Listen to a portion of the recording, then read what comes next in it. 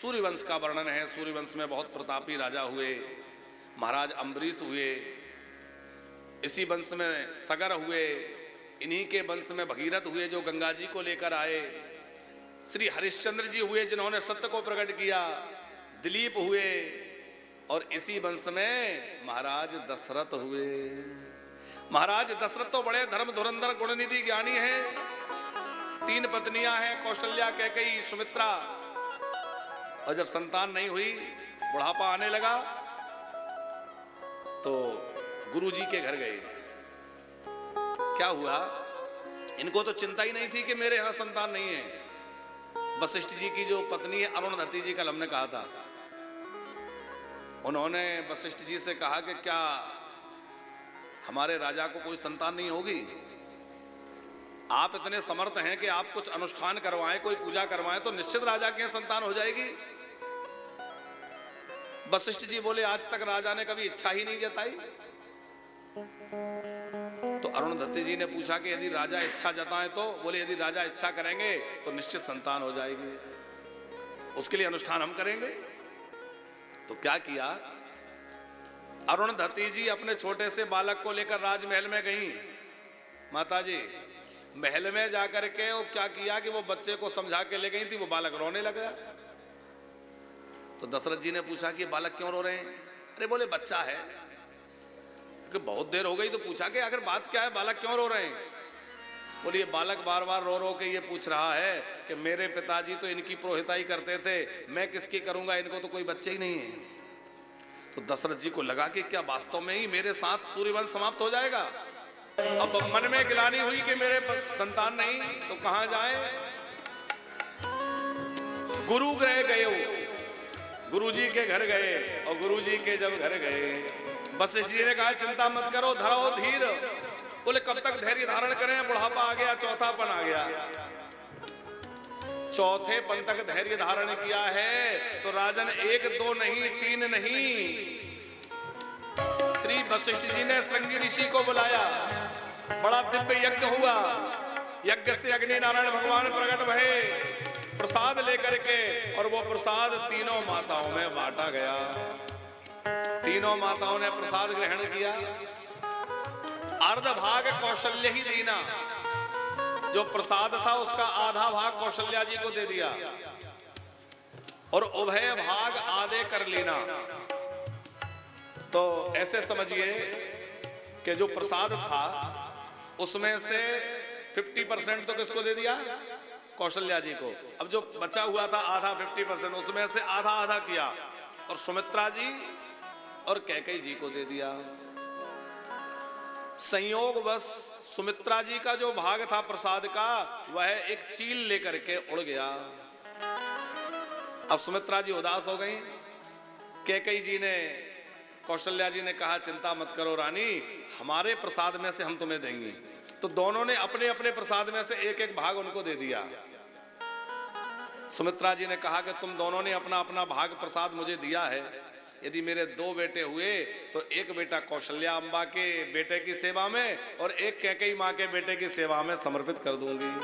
और बाद में यही हुआ, लक्ष्मण और शत्रुघ्न 2 कौशल्या, 2 जो है सुमित्रा जी के लाला भये, और एक राम जी की सेवा में, एक भरत जी की सेवा में लगा दिया। अब वो प्रसाद ग्रहण करने से तीनों माताएं सगर्भा हुई।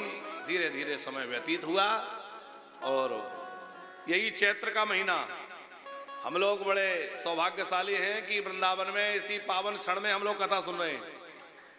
यही चैत्र का मास था, यही शुक्ल पक्ष था, और आज अष्टमी है, उस दिन नवमी थी। कल हम लोग रामनवमी मनाएंगे। तो नवमी तिथि थी, और दिन कौन सा दिन था राम जी जब प्रकट भये? कितने लोगों को पता है? कौन से दिन राम जी प्रकट हुए थे? नवमी तिथि, और दिन था मंगलवार। हमारे कन्हैया प्रकट हुए हैं बुधवार को, रोहिणी नक्षत्र बुधवार, और राम जी प्रकट हुए हैं चैत्र शुक्ला नवमी दिन मंगलवार। उस दिन पुनर्वसु नक्षत्र था, अभिजित मुहूर्त था, मध्य वेला, दोपहर का समय। मध्य दिवस अति शीत न घामा, पावन काल लोक विश्रामा। लोगों ने 9 दिनों तक खूब मां भगवती की आराधना उपासना की, और शक्ति की उपासना के बाद अब शक्तिमान प्रकट होने वाले हैं। चैत्र शुक्ला नवमी को अयोध्या के महल में चतुर्भुज रूप में भगवान प्रकट हो गए। बोलो भक्त वत्सल भगवान की जय। चतुर्भुज रूप में भगवान प्रकट भये।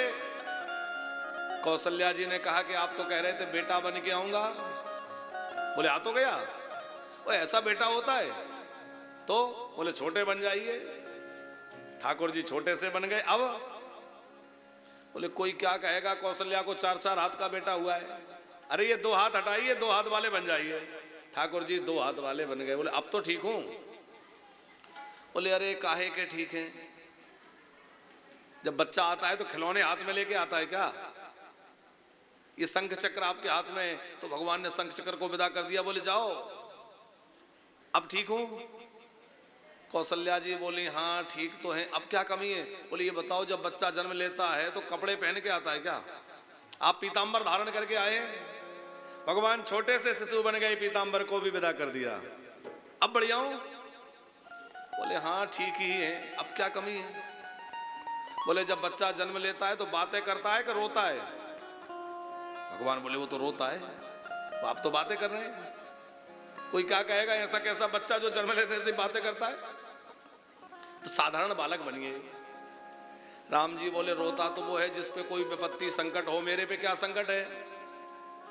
बोले भगवान अपने ऊपर संकट आने पे तो सारी दुनिया रोती है, एक आप ही हैं कि संकट भक्तों के ऊपर होता है और आंसू आपकी आंखों से बरसते हैं। प्रभु आपके भक्त इस समय कष्ट में हैं, इसलिए रोइए। और जैसे ही भक्तों की बात सुनी तो राम जी को रोना आ गया। अब कौशल्या जी देख रही हैं राम जी रो रहे हैं, और जैसे ही राम लला ने रोना आरंभ किया, दासियां दौड़ी, समझ गई कि कौशल्या जी ने लाला को जन्म दिया है। तब तक कैकेयी जी की दासी दौड़ के आई। बोले महाराज कैकेयी महारानी ने भी एक सुंदर बालक को जन्म दिया है। सुमित्रा जी की दासियां आई। बोले सुमित्रा जी ने तो 2-2 लाला को जन्म दिया है, और 4-4 लाल जी प्रकट भये। महाराज अयोध्या में आनंद छा गया। श्री दशरथ जी महाराज झूमने लगे, सहनाई नगाड़े बजने लगे, उत्सव होने लगा, बधाई गाए जाने लगी। श्री राम जन्म की बधाई हो, श्री लखन लाल जी की बधाई हो, भरत लाल जी की बधाई हो, श्री शत्रुघ्न लाल जी की बधाई हो।